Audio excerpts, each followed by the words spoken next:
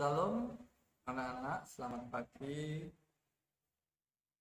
Dalam kasih Tuhan, pada pagi ini kita masih bisa bertemu. Dan sebelum kita memulai kegiatan pembelajaran di hari ini, kita terlebih dahulu seperti biasa mendalami beberapa bagian dari firman Tuhan di dalam renungan pagi.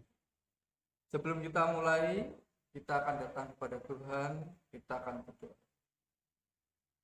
Kembali kami menghampiri tata kasih-Mu Tuhan, kami mengucap syukur akan segala kasih kemurahan-Mu.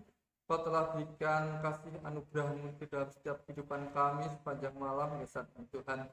Tuhan, kami bersyukur akan kemurahan-Mu dan pimpin kami sekarang Tuhan, di dalam kami akan mempelajari sebagian daripada firman-Mu. Urapi kami dengan Roh Kudus-Mu. Terima kasih ya Bapak. Di dalam nama Yesus kami berdoa dan kami ucap syukur. Haleluya. Amin. Pagi ini renungan diberi judul Di Tangan Tuhan. Bacaan diambil dari kitab Yeremia pasal yang ke-10 ayat 23 sampai dengan ayat 25. Ayat emasnya yaitu ayat yang ke-23. Demikian firman Tuhan. Kitab Yeremia pasal yang ke-10 ayat yang ke-23. Aku tahu, ya Tuhan, bahwa manusia tidak berkuasa untuk menentukan jalannya, dan orang yang berjalan tidak berkuasa untuk menetapkan langkahnya. Kita tahu bahwa kehidupan ini adalah merupakan suatu perjalanan yang mau tidak mau harus kita tempuh, harus kita lalui, dan mau nggak mau kita harus menjalaninya. Tetapi di dalam firman ini dikatakan bahwa manusia tidak berkuasa untuk menentukan jalannya, dan orang yang berjalan tidak berkuasa untuk menetapkan langkahnya. Jadi seringkali manusia dibimbangkan, mau kemanakah kita ini? Kita mau ke sana atau kita mau ke sini, ke jalan mana yang harus kita tempuh? Bahkan pada saat ini banyak sekali orang yang terjatuh melalui jalan-jalan yang di luar daripada kehendak Tuhan. Contoh yang paling mudah yaitu banyak sekali pada saat ini terjadi orang lebih percaya kepada ramalan daripada percaya kepada Tuhan. Di sini dikisahkan ada seseorang yang awalnya tidak tertarik dengan ramalan, tapi pada suatu saat akhirnya dia tertarik dan dia mempelajari, bahkan tanpa disadari banyak orang yang terbawa oleh dia.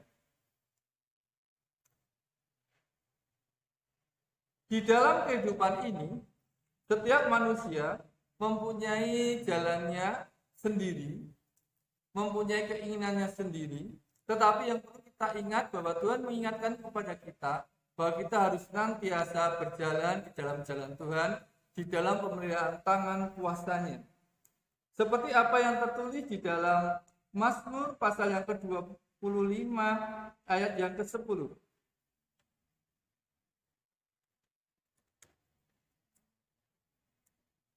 Kitab Mazmur pasal yang ke-25 ayat yang ke-10, demikian firman Tuhan.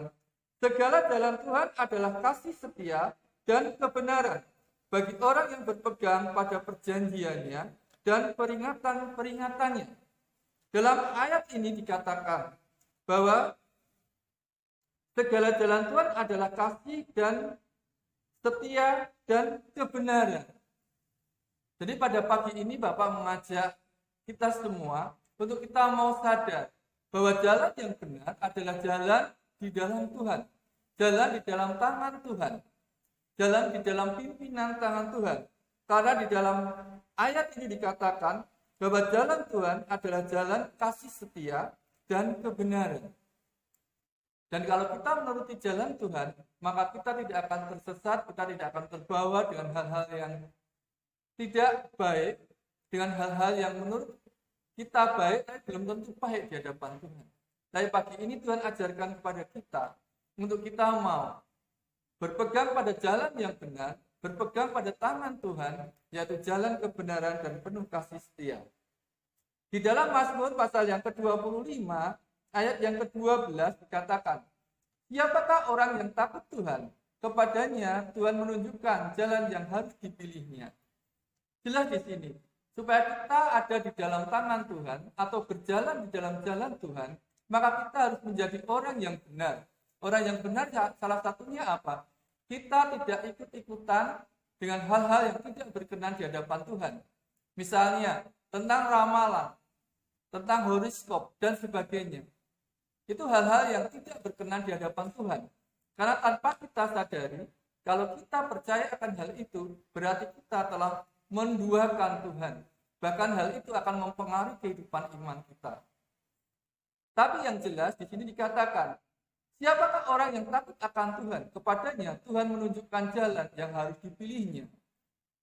Luar biasa. Dalam firman ini dikatakan, Tuhan memberikan jalan yang benar. Tuhan memberikan hal-hal yang penuh dengan sukacita di dalam kehidupan kita. Di dalam kitab Amsal, pasal yang ke-11, ayat yang ke-20. Amsal pasal yang ke-11, ayat yang ke-20 dikatakan, orang yang serong hatinya adalah kekejian bagi Tuhan, tetapi orang yang tak bercela, jalannya dikenannya. Jelas di sini dikatakan, orang yang serong hatinya. Tadi Bapak sudah katakan, bahwa kita, kalau kita masih percaya kepada ramalan-ramalan, kepada horoskop dan sebagainya, maka tanpa kita sadari, kita telah serong di hadapan Tuhan. Orang yang percaya kepada ramalan, maka dia tanpa disadari, dia telah melakukan suatu perbuatan yang keji di hadapan Tuhan. Dan di sini dikatakan, barang siapa berbuat keji di hadapan Tuhan, maka dia tidak akan mendapatkan jalan. Dia tidak akan mendapatkan pimpinan dari tangan Tuhan. Tetapi di sini dikatakan, tetapi siapa mengerjakan kejahat? Di sini dikatakan, tetapi orang yang tak bercela, jalannya dikenannya. Jelas di sini dikatakan, orang yang tidak cacat celah di hadapan Tuhan, maka Tuhan selalu menuntun jalan kehidupannya. Dan sebagai ayat penutup, kita akan baca di dalam kitab 1 Petrus pasal yang ke-5, ayat yang ke-6. Kitab 1 Petrus pasal yang ke-5, ayat yang ke-6. Demikian firman Tuhan. Karena itu, rendahkanlah dirimu di bawah tangan Tuhan yang kuat, supaya kamu ditinggikannya pada waktunya. Jelas di ayat ini dikatakan bahwa kita harus mau merendahkan diri kita harus mau mengkoreksi kehidupan kita harus mau memperbarui kehidupan kita dari hal-hal yang tidak berkenan di hadapan Tuhan. Dari hal-hal yang menurut kita baik, tapi belum tentu baik di hadapan Tuhan. Biarlah kita mau, seperti di ayat ini dikatakan, karena itu rendahkanlah dirimu di bawah tangan Tuhan yang kuat, supaya kamu ditinggikannya pada waktunya. Dalam ayat ini jelas sekali, Tuhan menginginkan kehidupan kita mau datang kepada Tuhan, merendahkan diri kita di hadapan Tuhan, sehingga Tuhan mengulurkan tangannya ke dalam kehidupan kita untuk kita dapat berjalan sesuai dengan jalan dan kehendak Tuhan. Jadi pada pagi ini pengajaran yang Tuhan berikan di dalam hidup kita adalah bahwa kita jangan mau percaya kepada ramalan-ramalan, kepada horoskop dan sebagainya. Karena hal-hal itu tidak berkenan di hadapan Tuhan. Dan Tuhan menginginkan jalan kehidupan kita adalah jalan yang dipimpin oleh tangan Tuhan. Karena itu kita harus apa? Kita harus hidup benar di hadapan Tuhan, sehingga tangan Tuhan tercurah di dalam kehidupan kita.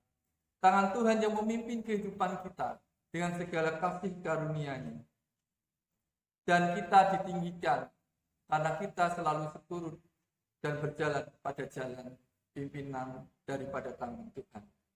Biarlah renungan pagi ini menjadikan kita mau koreksi diri, menjadikan kita mau hidup benar di hadapan Tuhan, dan kita dapat diperbaharui di dalam kehidupan kita dari hari ke hari. Tuhan memberkati. Sebelumnya kita tutup di dalam doa. Kembali kami menghampiri tata kasih-Mu Tuhan, kami ucap syukur karena kasih setia-Mu Kau telah pimpin kami, sehingga kami dapat mengerti akan firman-Mu. Kami percaya Tuhan, firman-Mu Kau sempurnakan melalui kuasa Roh Kudus-Mu. Terima kasih ya Bapa. Di dalam nama Yesus kami berdoa dan kami ucap syukur. Haleluya.